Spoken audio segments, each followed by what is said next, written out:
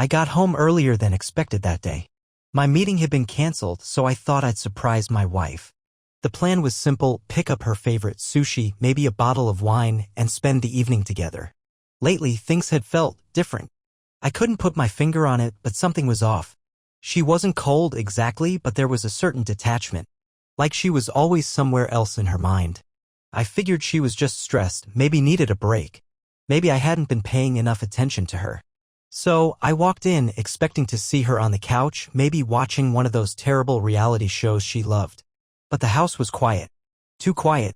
Her car was in the driveway, so I knew she was home. I set the food down on the kitchen counter and called out. No answer. That's when I heard it. A giggle. It was muffled, coming from upstairs. My stomach tightened. The kind of laugh she used to have with me when we were wrapped up in our own little world. I told myself I was being paranoid. Maybe she was on a call with a friend. Maybe she was watching some dumb TikTok video. But then I heard her voice. Playful. Flirty. A voice I hadn't heard directed at me in a long time. I moved up the stairs quietly, my heart pounding harder with every step. The door to our bedroom was slightly ajar, and that's when I saw it. She was sitting on the bed, legs crossed, phone in hand, smiling, laughing, wearing one of those oversized shirts she always slept in. But somehow it felt different now. Intimate in a way that had nothing to do with me. She hadn't noticed me yet. And then, as if the universe wanted to rip the last shred of doubt from my mind, her phone lit up. I saw the message before she did. I don't let my husband do that, but you can. Honestly, Derek, I'm already waiting. My body went ice cold.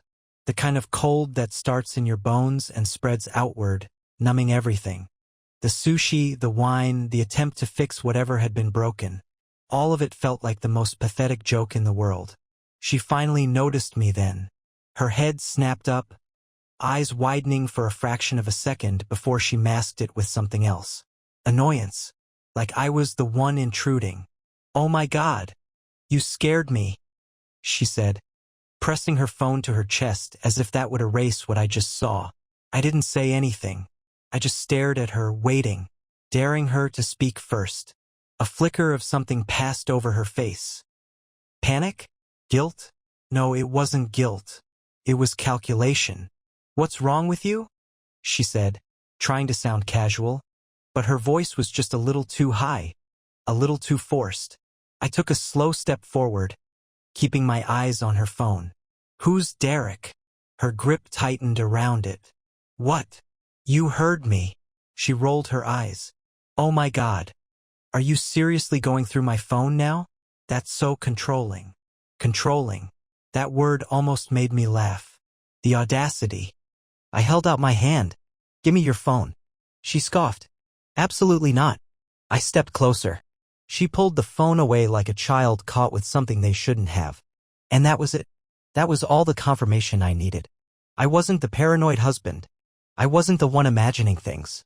This wasn't just in my head.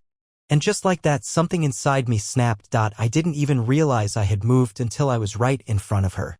She flinched slightly, then covered it up with more attitude, rolling her eyes like I was the one being ridiculous. You're acting crazy, she said, shifting on the bed. Her legs uncrossed and recrossed, a nervous tick she probably thought I wouldn't notice. Seriously, what's your problem? My problem? I repeated, my voice disturbingly calm. My problem is that my wife just got a text from a guy who apparently gets to do things she won't let her husband do. My problem is that instead of answering a simple question, she's trying to gaslight me into thinking I'm the one overreacting. Her jaw tightened. Jesus, you're so dramatic. It's not what you think. I laughed. Actually laughed. A short, humorless sound that even surprised me. Not what I think. So, tell me. What exactly am I thinking, and how is it wrong? She looked away for the briefest second. A single beat. Then her whole demeanor shifted. The defensive wall went up. Her eyes narrowed. She squared her shoulders, like I was the one on trial. You know what? I don't have to explain anything to you, she snapped, standing up. If you don't trust me, that's your issue. I'm not going to sit here and be interrogated like some criminal. I let out a slow breath through my nose, forcing myself to stay calm. Because that was her game. Turn the tables. Make me the bad guy. Hope I get so frustrated I drop it. Maybe even make me feel guilty for doubting her in the first place. Not this time. You're not going anywhere, I said, stepping in front of her path before she could storm off like the victim. Not until you show me your phone. Her eyes flicked to the door like she was measuring the distance, deciding if she could push past me. Then she scoffed and turned back toward the bed, flopping down like a petulant child. God, fine. You want the truth, she said, arms crossed. It's just some dumb flirting, okay? Nothing happened.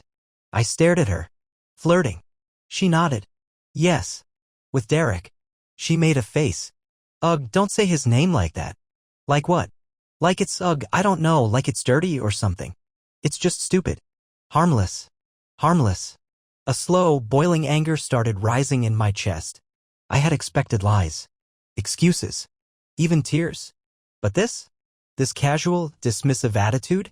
This bored irritation like I was an inconvenience for catching her? I leaned in slightly. So, let's test that theory. Her brows furrowed. What? I pulled my phone from my pocket, unlocked it, and held it out to her. Text him. Right now. Tell him your husband saw the message and wants to know exactly what you meant by it. The color drained from her face. I saw the calculation happening in real time. The mental gymnastics. The possible lies she was scrambling to construct. Then the mask went back up. This is so ridiculous, she scoffed, running a hand through her hair. You seriously don't trust me? After everything? I stayed silent. Just waiting. She sighed heavily like I was forcing her to do some exhausting chore. Then, with exaggerated movements, she unlocked her phone and started typing. I stepped closer. She angled the screen away. Show me. She hesitated. Then, ever so slowly, she turned the phone toward me. It was a new message thread, meaning she had deleted the previous messages. Meaning she had already been planning to cover her tracks. Meaning she was full of, I literally just texted him that my husband is freaking out over nothing, she said, crossing her arms again. Happy now? I clenched my jaw so tightly I thought my teeth might crack. Delete his number, I said. Now. She let out another exasperated sigh but did it. There. Can we be done with this insanity now? I stared at her. Every single instinct in my body was screaming that this wasn't over. That this was just the beginning. But I nodded. And in that moment I made a decision. I wasn't going to fight her for the truth. I was going to find it myself. That night she acted like nothing had happened. She scrolled through Netflix, tossing out suggestions as if we were just another normal couple winding down after a long day. "Wanna watch that new thriller?" she asked, curling her legs up on the couch, her voice light. "Or too intense for a weeknight?" I watched her. Not with the eyes of a husband anymore, but with the cold detachment of a man who had just realized he was sleeping next to a liar. A manipulator. I forced a small smile. You pick. She did. Something forgettable. Something she could pretend to be engrossed in while secretly checking her phone. I saw the way her fingers twitched. The way she reached for it only to stop herself. She thought I was watching. She was right. I let the movie play, nodding at the right moments, pretending to be distracted. Meanwhile, my mind was racing. This wasn't just harmless flirting. No woman deletes messages and hides her phone for harmless flirting.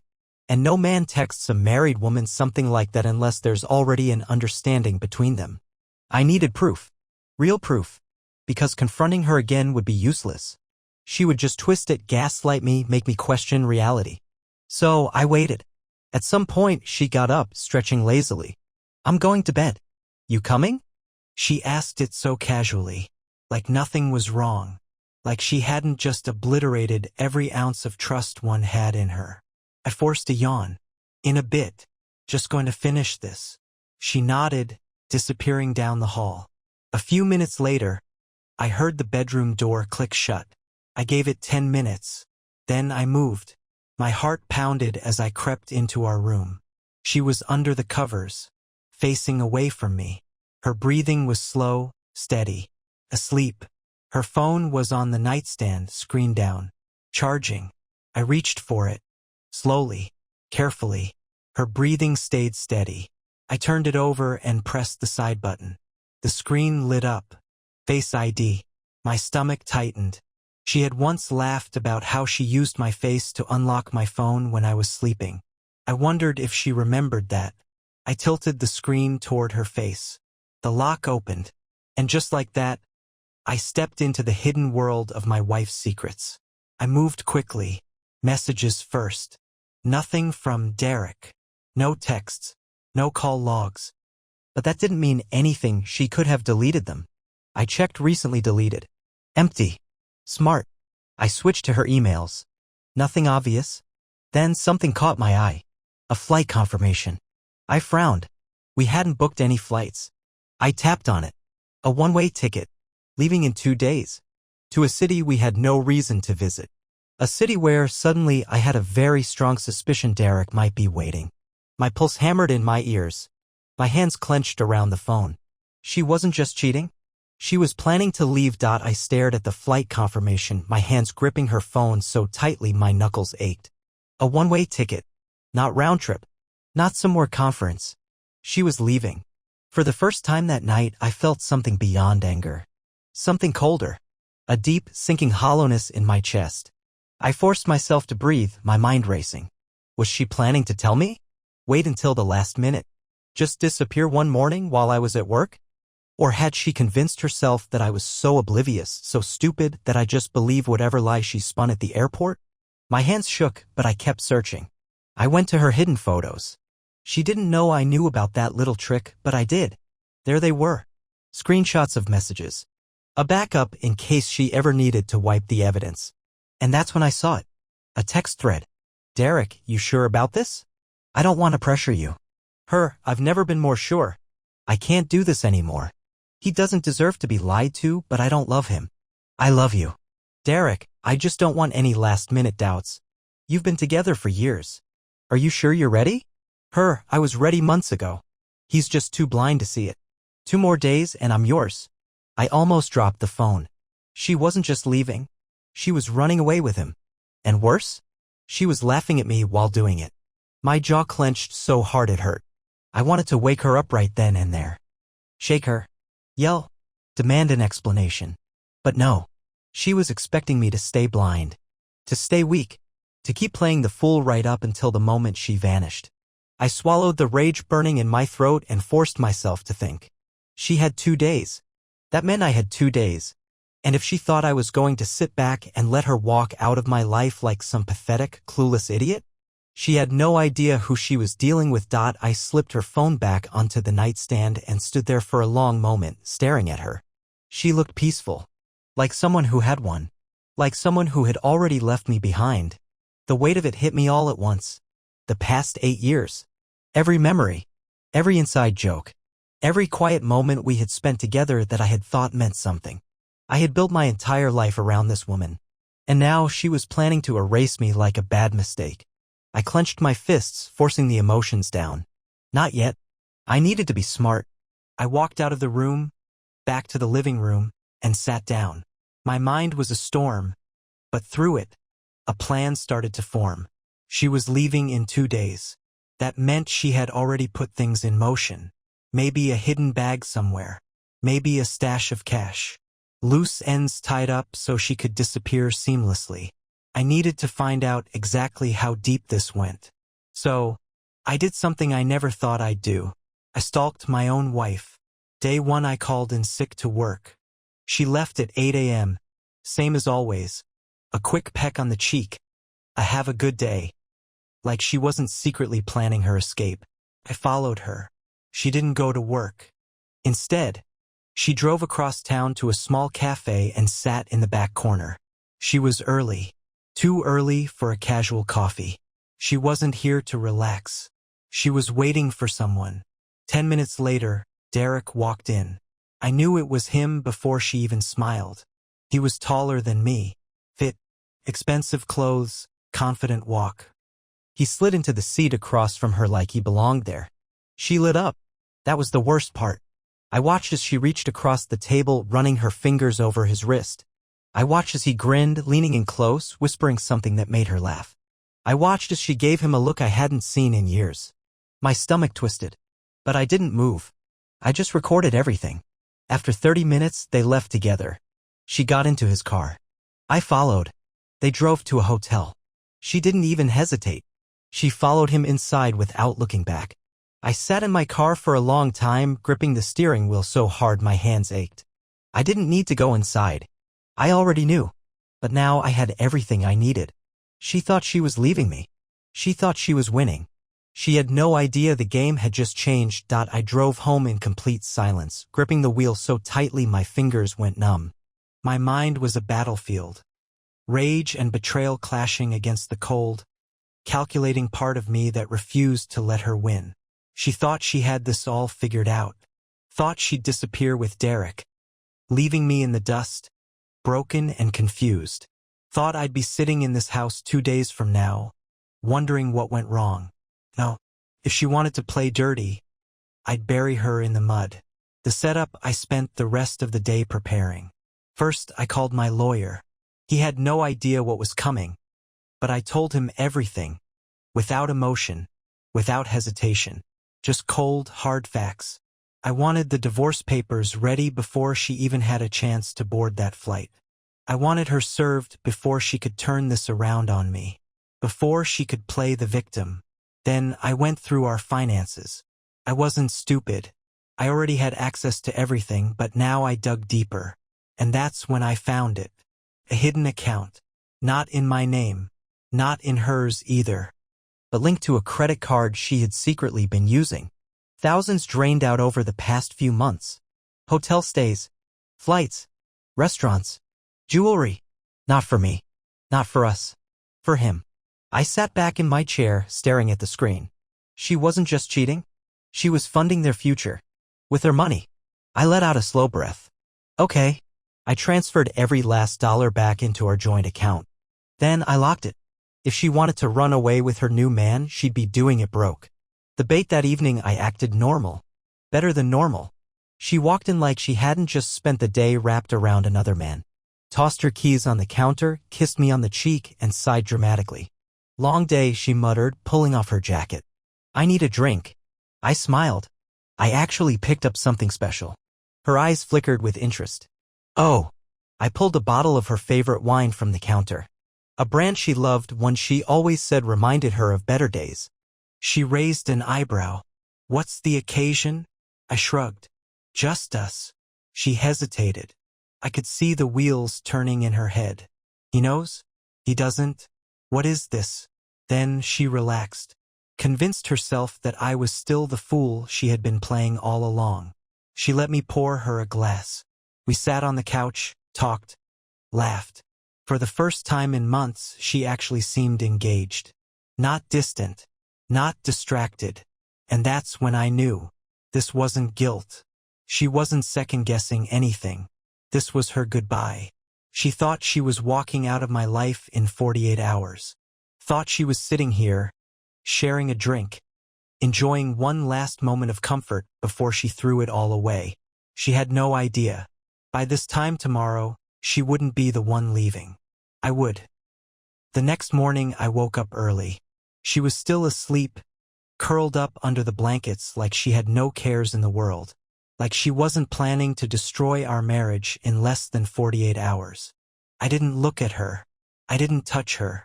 I just got up and started setting the final pieces into place. Step 1. The house I called the realtor. The house was in my name, something she had never cared about before because she had never planned to stay. But now it was my greatest advantage. I told them I wanted it listed immediately. Quick, discreet sale. No delays. No negotiations. By the time she realized what was happening, her key wouldn't open the front door. Step 2. Her job she hadn't quit yet. Of course she hadn't. That would be too obvious. No, she was planning to ghost them, just disappear and let them figure it out. I made sure her boss got an anonymous tip that she had been job hunting for months. That she had other offers. That she was planning to leave them high and dry without notice. By the end of the day, she'd be unemployed. Step 3. The final straw. Derek. I needed him to see her the way I did. I still had the footage from the cafe. From the hotel. I could have sent it to his work. His family. His fiancée. Oh yeah. I found her too. But that wasn't what I wanted. No, I needed him to be the one to end it. To rip her world apart before she could run to him for comfort. So I did the one thing I knew would destroy their little fantasy. I set up a meeting. With him. That afternoon, I sat at a different cafe across town.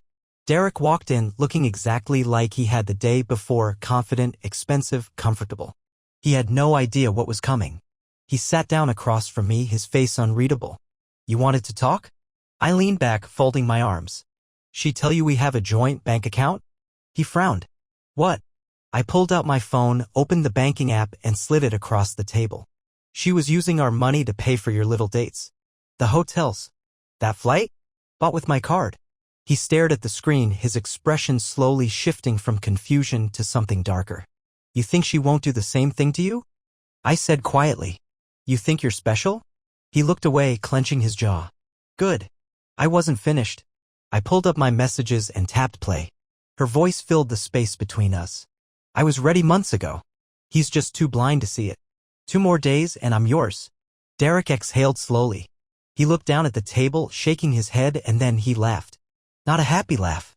A bitter, hollow one. Jesus Christ, he muttered. I leaned in. You know what's funny? He looked up. She said the exact same thing about me. Before we got married. His face twisted.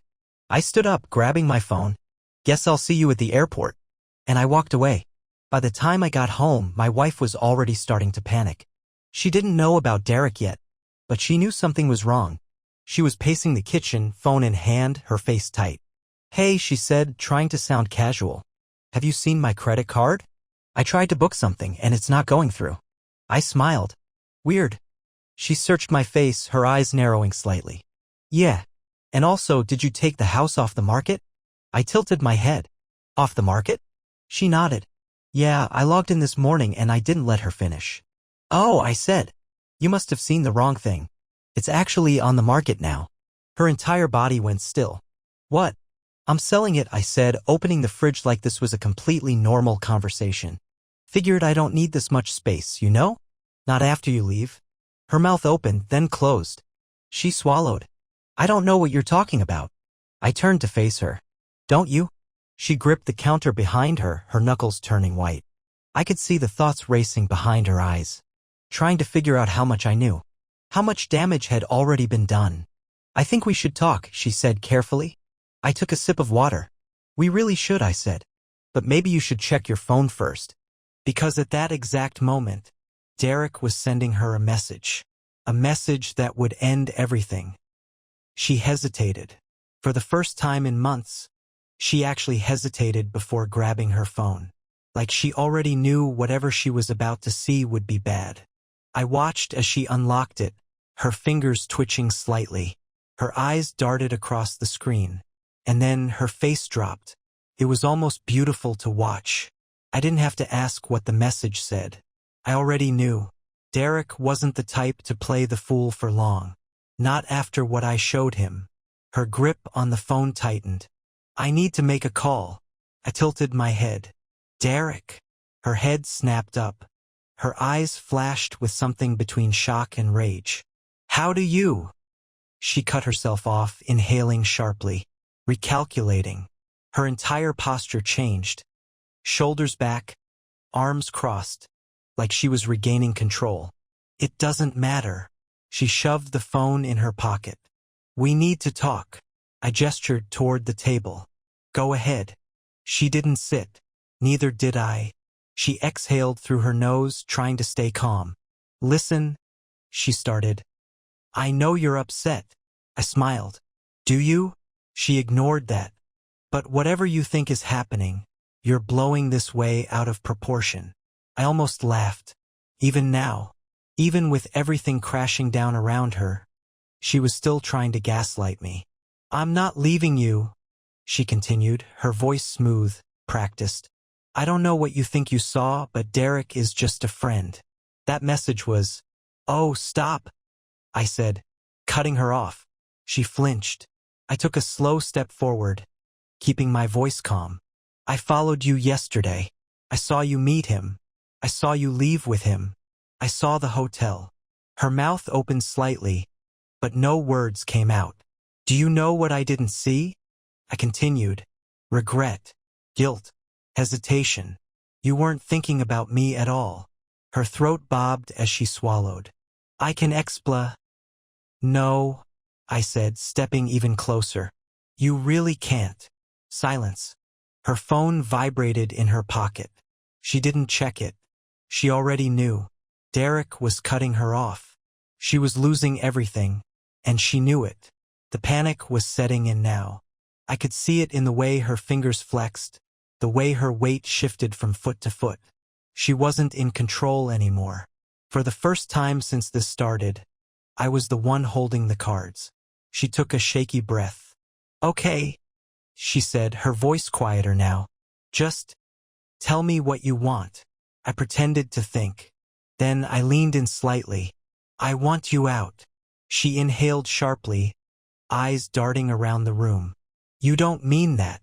I already packed a bag for you, I said, nodding toward the front door. You'll stay somewhere else tonight. Tomorrow you'll get served. The house? Not yours. The money? Locked. The new life you were planning? Gone.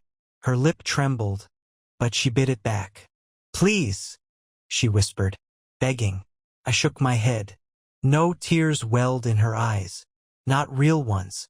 Just another performance. I didn't care. She had 2 days to leave me. I ended it in one. She didn't move.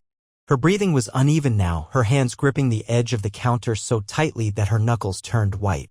I could see it, her entire world crumbling in real time. The plan she had so carefully crafted was now ash in her hands. And she had no backup. Where am I supposed to go? She asked, voice barely above a whisper. I shrugged. Not my problem. She inhaled sharply, trying to regain control. I need time to figure this out. No, you don't, I said, my voice steady.